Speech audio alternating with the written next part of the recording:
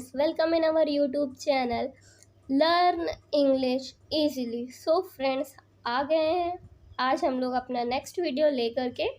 तो आज है हमारा इंग्लिश स्पीकिंग कोर्स का डे 12 और डे 11 में हमने जाना था प्रेजेंट टेंस के बारे में कि हम प्रेजेंट टेंस से रिलेटेड सेंटेंस को बनाने के लिए कैसे यूज़ करेंगे। हमने अपना प्रेजेंट टेंस कंप्लीट कर लिया था प्रीवियस वीडियोस में। चलिए चलते हैं हमारे आज के टॉपिक पे। सो आज का हमारा टॉपिक है डेली रूटीन। अब हम जानेंगे कि अगर हम अपने डेली रूटीन को किसी को बताना है तो हम कैसे उसे बना सकते हैं। तो चलिए देखते हैं। आपके डेली रूटीन में कुछ चीज़ों का होना कंपलसरी है। First, activities. ये तो सबकी ही रूटीन में होती हैं। डेली रूटीन मतलब दिनचर्या। हम लोग क्या करते हैं, हम लोग उठते हैं, खाते हैं, पीते हैं, काम करते हैं, फिर सोते हैं। तो सबकी लाइफ के रूटीन में कुछ एक्टिविटीज़ अलग अलग होती हैं, like walking, eating, reading, working, sleeping. अगर आप प्रोफेशनल हैं तो आपका रूटीन कुछ अलग होगा, अगर आप स्टूडेंट हैं तो आपका रूटीन अलग होगा। नेक्स्ट चीज़ है आपके रूटीन में टाइम।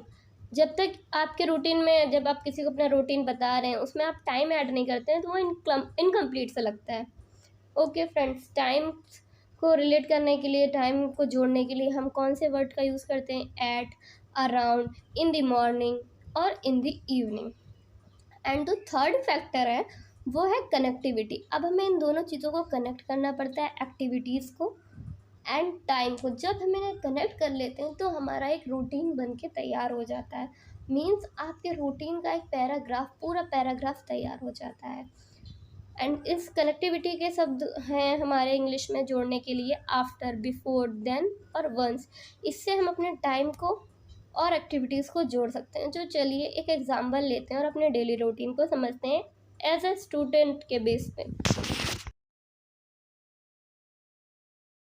सो चलिए देखते हैं एक स्टूडेंट के रूटीन को, और आप ध्यान से देखिएगा कि कौन से आपने कनेक्टिव वर्ड्स का यूज़ किया है जिससे आप इस रूटीन को अच्छे से ऑब्जर्व कर पाएँ। So let us begin. I wake up at 6 AM. I wake up at 6 AM. Then I take a bath. Then I take a bath and get ready for my school. And get ready for my school. I reach school by 8 AM. I reach my school by 8 AM. I study the whole day. I study the whole day. I have lunch by 2 PM. I have lunch by 2 PM. Once my lectures are done, I come back home. Once I back home, I complete my homework by 9 PM.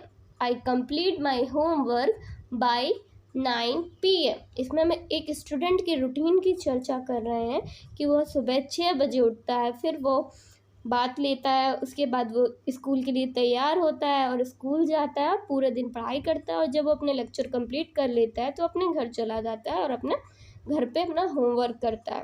और आगे के routine में क्या करेगा वो देखते हैं, क्योंकि हम लोग चर्चा कर रहे हैं पूरे दिन के रूटीन की, ना कि किसी प्रॉपर टाइम की। Then I have dinner with my family by 10 PM. Then I have dinner with my family by 10 PM. Once the dinner